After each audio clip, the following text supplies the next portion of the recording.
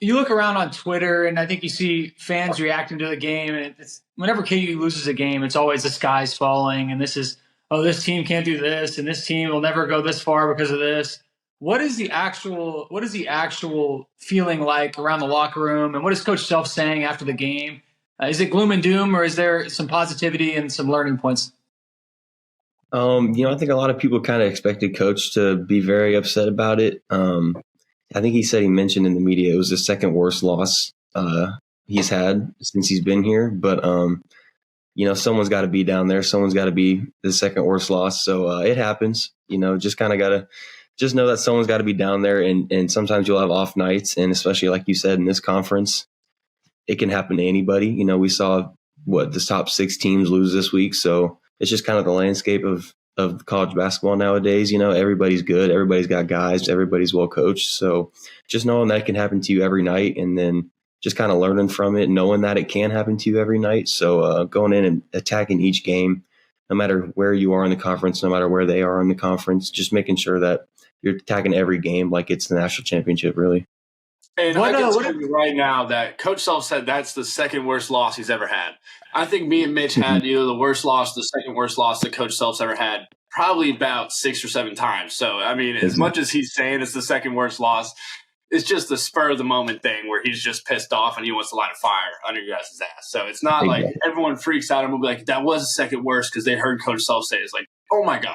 Every time we went to West Virginia and lost in a game that we needed to win and they weren't good, it's like, that was the worst loss I've ever had here. I mean, it's pretty consistent that he just gets fired up after those and just pretty much says, he's just like you said, it's kind of like sky's falling around here with like the media is crazy and all that stuff, and everyone that watches like sky's falling, like you said, but they're not at practice every day. They're not making the game plans and everything like that. So we know what we got here.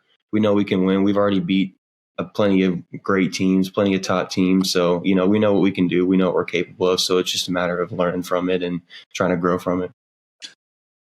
What does practice look like coming off that loss? Is Coach really running the shit out of you guys, or is he more focused on X's and O's, trying to figure out what we did wrong, what we needed to address for Oklahoma?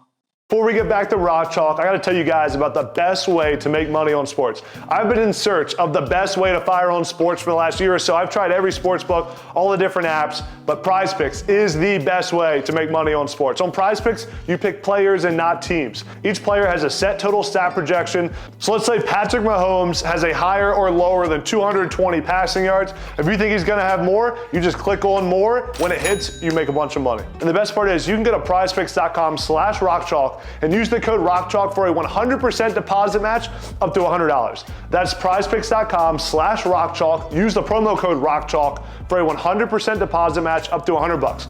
It's funny. We had a quick turnaround, which I think saved us. I think he would have loved to get on us and run us and all that stuff, like you said, but I don't really think we had much time to. So we watched the game, which I'm sure, as you guys know, is pretty scary.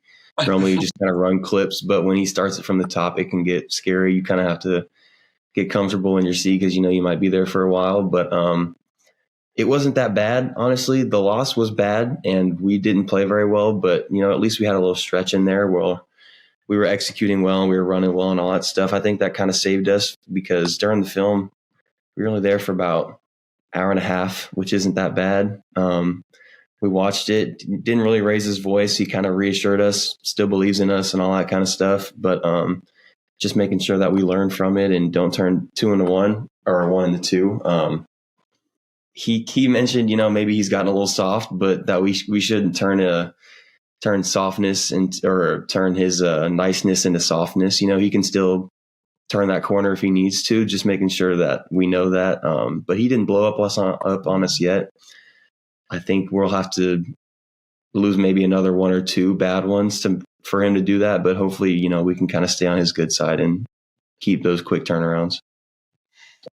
For our sake, let's hope you don't do that, because I know how that turns out, and you don't want to have practice at 10 o'clock at night, then show back up at 7 a.m. the next day. Like that stuff that's for the birds, but I think you guys can turn it around. Good job just kind of moving on to the next game. I think he wanted to make sure that he knew this was a big game for us, and they're a top 10 team. They're a good team. So he couldn't really he couldn't really focus on that last game as much as he wanted to. So I kind of saved us.